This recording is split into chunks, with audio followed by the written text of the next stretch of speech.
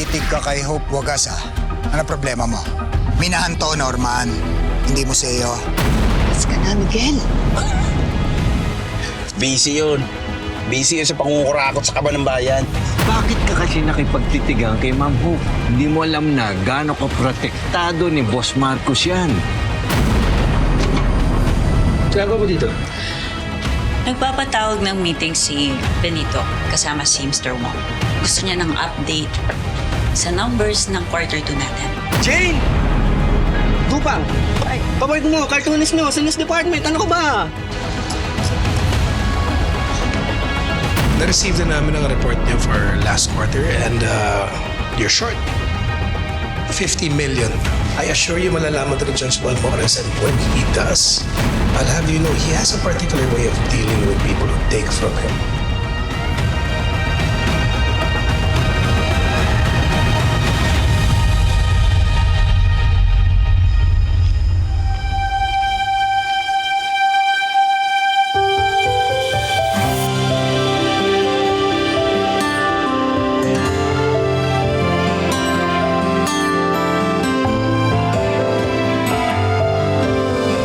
Pasensya ka na. Nalate ako. Pinag-overtime na naman kami kanina sa minahan.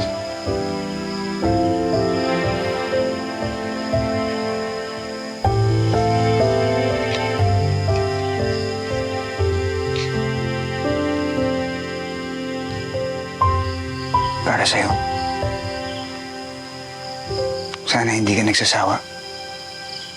Kahit ito lang ang dala ko para sa'yo araw-araw.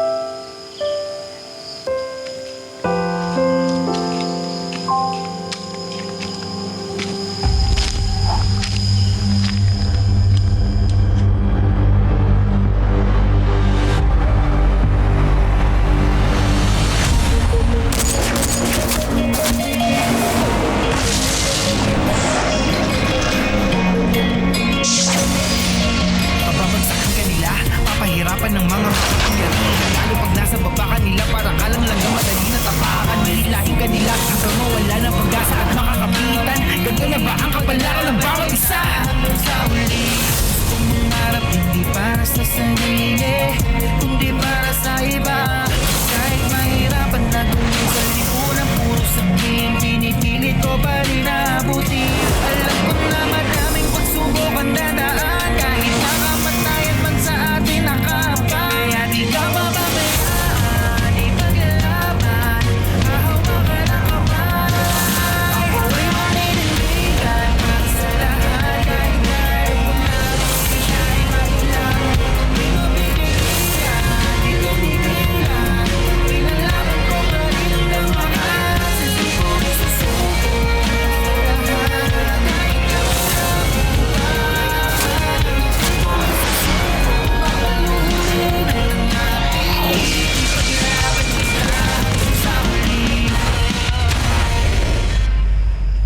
Ginagawa mo dito? Pasensya na, Norman, nahistorbo kita. Actually, madalas talaga ako magpunta dito para bisitahin si Mercy.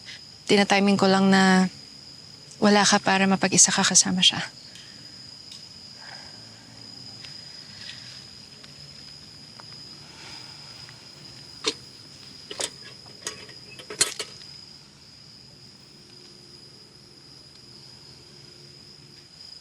Ang bilis.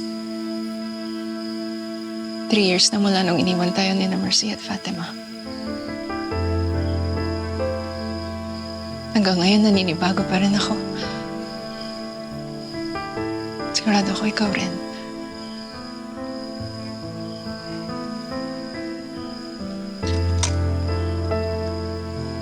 Alam kong miss na miss mo na sila. Pero sana alam mo, na miss ka na rin namin. Kaming lahat. Namimiss na namin yung dating Norman.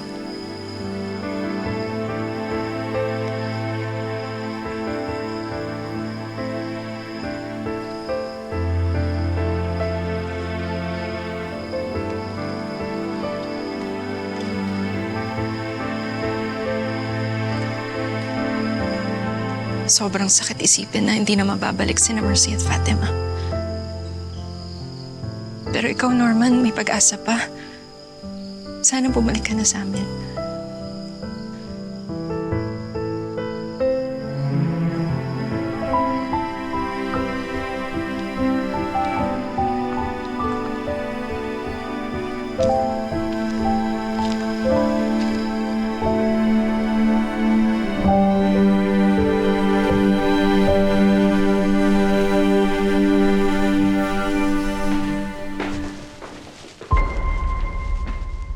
Christine, always lovely to see you. Mr. Wong,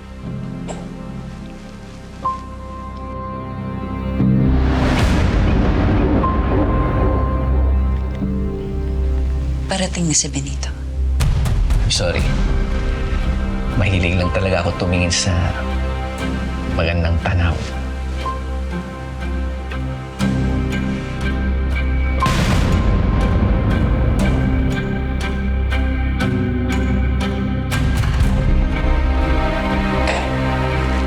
Good afternoon, Mr. Wong.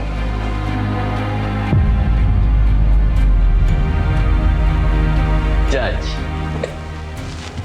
I understand. Gusto mo daw ng update regarding ating negosyo? We'll get into the specifics later. But in a nutshell, our business is good. Really? Mabuti na rin na kontrolado natin ang buong Rosario. Kapulisan, simbahan, gobyerno. But there is one thing. In 3 years, we were able to strengthen our operation. Thanks to our stronghold on Rosario. But I feel that we have exhausted na yung manpower na makukuha natin dito sa Rosario.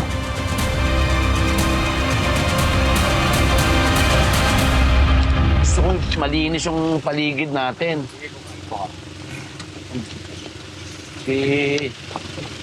Sir Marcos. Oo.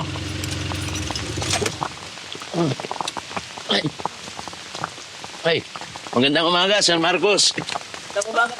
Magandang umaga, Tapo Abet. Talagang pinuntahan kita dito eh. Dahil umuulan, naisipan ko sanang magtinola.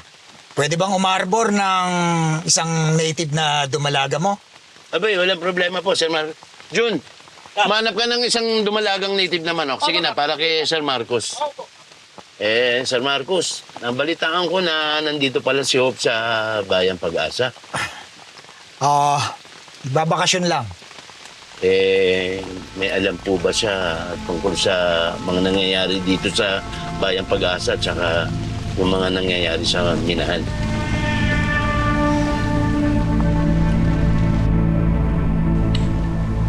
So, Mr. Wong, does this mean gusto mo nang tapusin ang partnership natin? Of course not, Judge.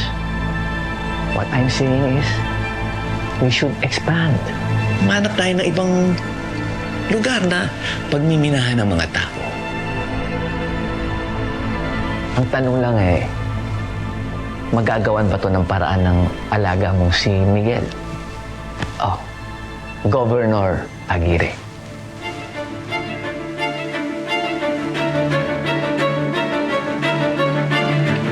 Speaking of Miguel, mukhang buong araw hindi siya nagparamdam sa akin.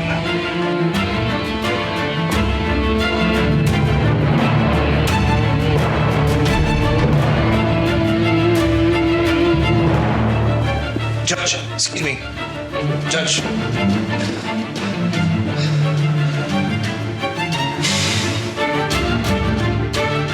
May kailangan ka pong malaman.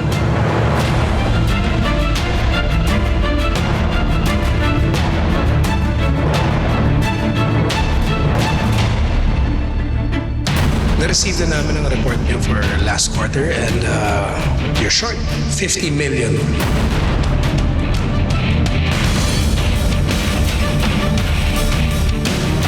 Sir Marcos, nabalitaan ko na nandito pala si Hope sa Bayang Pag-asa.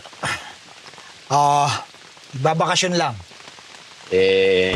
May alam po ba siya tungkol sa mga nangyayari dito sa Bayang Pag-asa at saka yung mga nangyayari sa Minahan?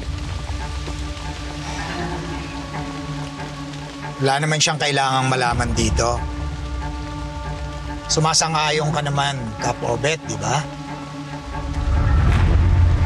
Oo, Sir Marcos. Ikaw, kamusta yung mga dayo sa bahay mo? Hindi ko na rin po masasabi po na mga dayo sila dahil 3 taon na rin po sila naninirahan dito sa Barangay Pag-asa. Kahit tumanda sila rito, hindi pa rin sila taga dito. Pero, Sir Marcos, sa 3 taon po na pananatili nila po dito, talagang mabubuti sila at mababait po. Hindi po sila na-involve sa kahit anumang gulo. Siguraduhin mo lang na hindi sila magbabago, ha?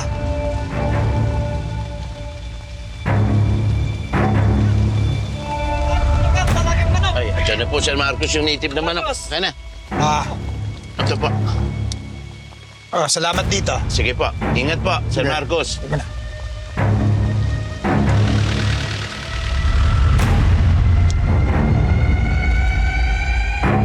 Ano yan, Miguel? Well, Mr. Wong has just sent me the report for this quarter. Quarter 2. I've reviewed it.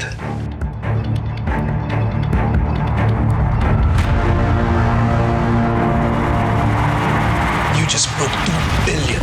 Congratulations, Judge. Wow, congratulations.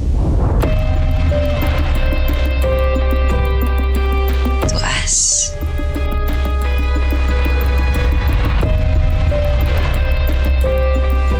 So, Mr. Wong, it's always a pleasure doing business with you. The feeling is mutual.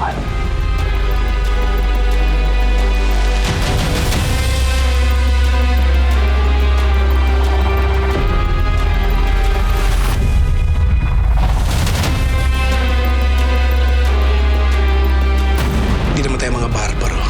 Hindi po ba? We're businessmen. Let's talk business.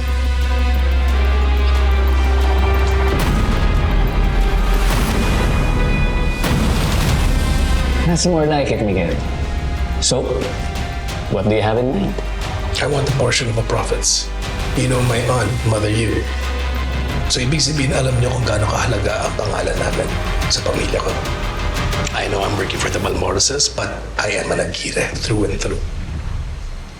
Yun ang pangalan na gusto ko maghahari dito sa Rosario. Very well. So are we good here, Miguel?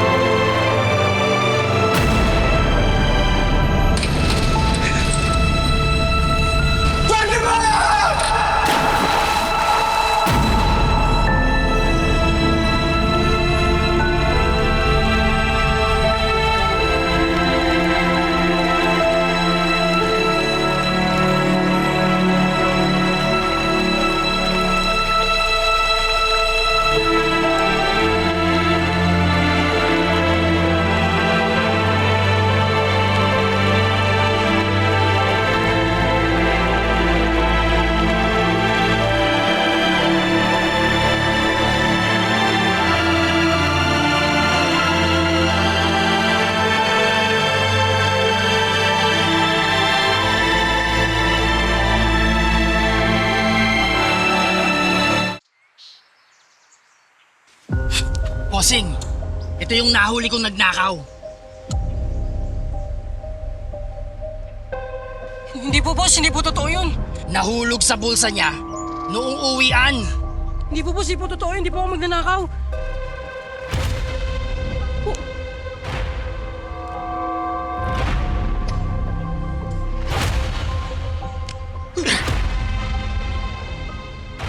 Ninakawan mo ako. Hindi po totoo. Hindi po ako magnanakaw.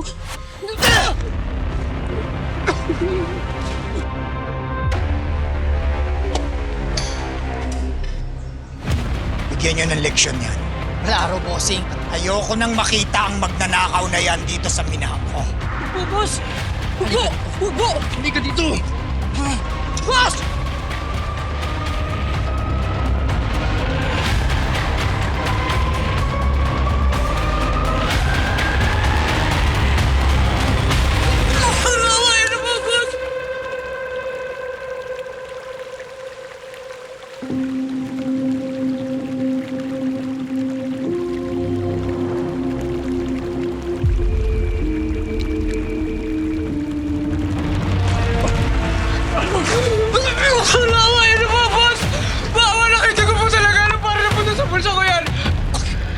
Magnanakaw ka na nga! Sinungaling ka pa!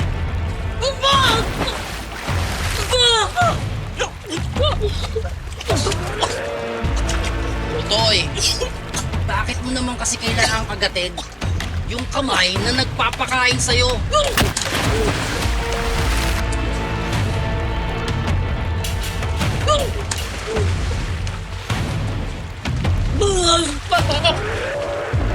Tawa na kayo, boss. Ginawa ko lang naman yun. Para sa pamilya ko lang, boss. Para kayo lang papa po kasi na... Dali mo yan dito! Dali mo yan dito! Dali mo yan dito! Ayaw ka na, pa. Ayaw ka na. Ayaw ka na. Tulang! Tulang!